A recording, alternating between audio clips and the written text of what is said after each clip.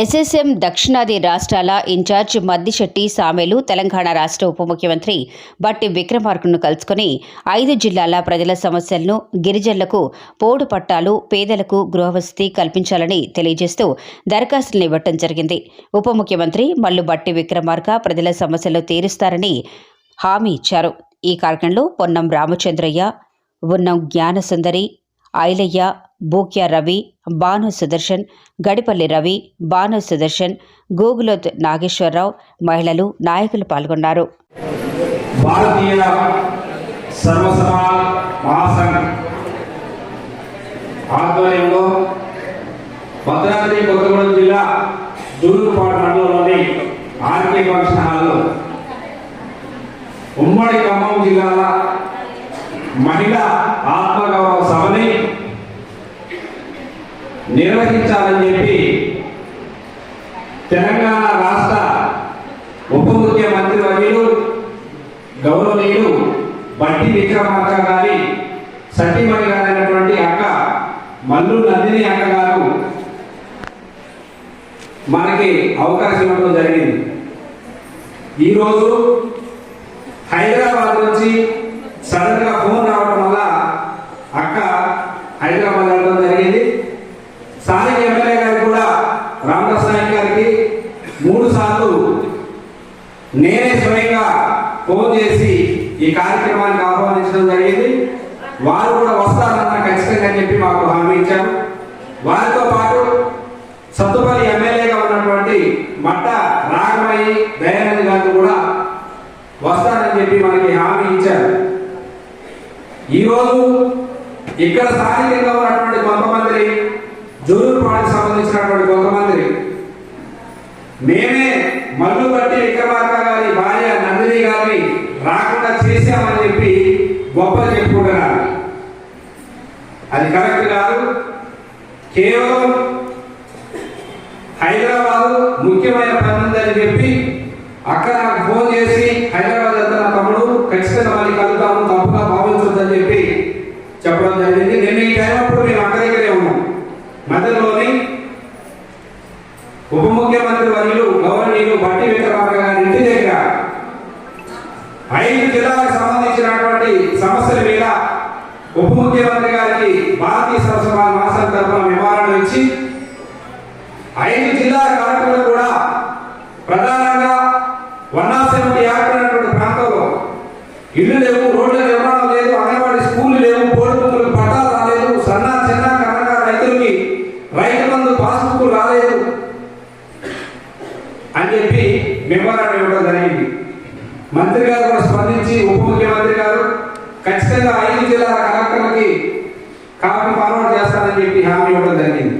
తర్వాత మల్లు నందిని గారు అక్క దగ్గరికి వెళ్ళి పైకి ఇంట్లోకి అక్కతోనే పోస్ట్ రిలీజ్ చేయించడం జరిగింది.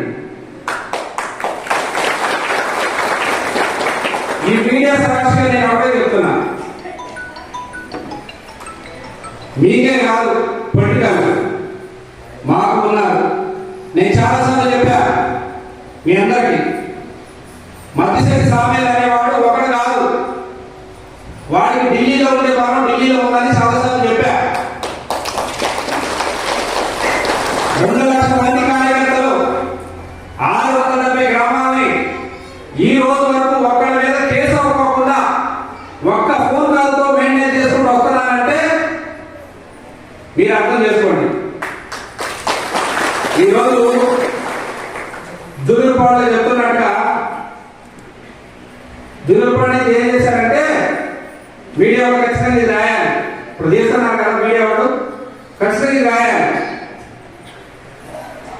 మద్దిశెట్టి సామేలు బీజేపీకి సంబంధించినటువంటి వ్యక్తి బీజేపీ వాడు మీటింగ్ పెడితే మీరు ఆడవేంటి అని చెప్పి దూరుపాడు నుంచి ఫోన్.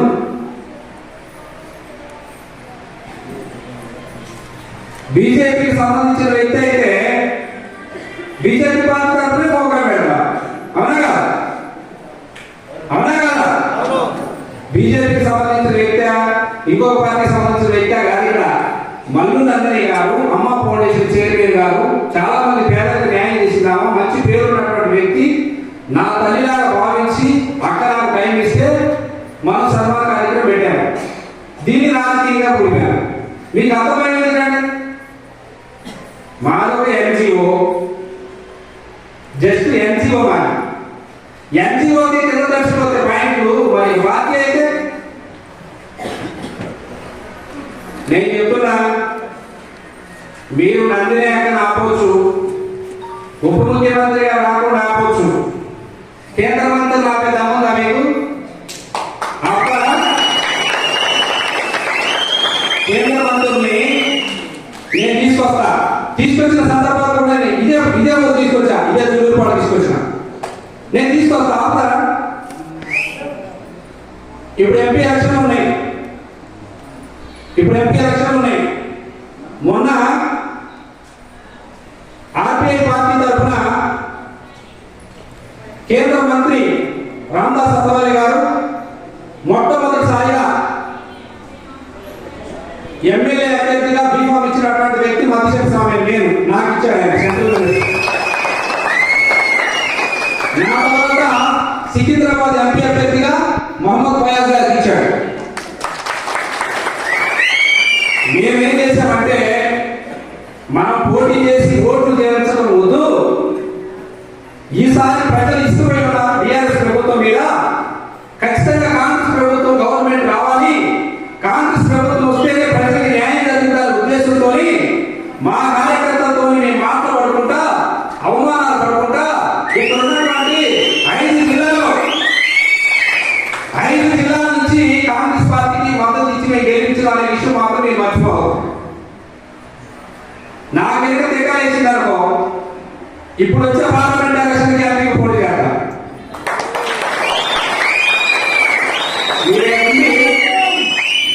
ఒక్క మండలంలోనే ఒక్క ఊళ్ళోనే రాజకీయం చేసుకుంటా మేము ఆపేము నందిని గారు రాకోకుండా, మేము ఆపేము ఎమ్మెల్యేలు రాకోకుండా అంటే మీరు ఆపడం కాదు, ఆ మాట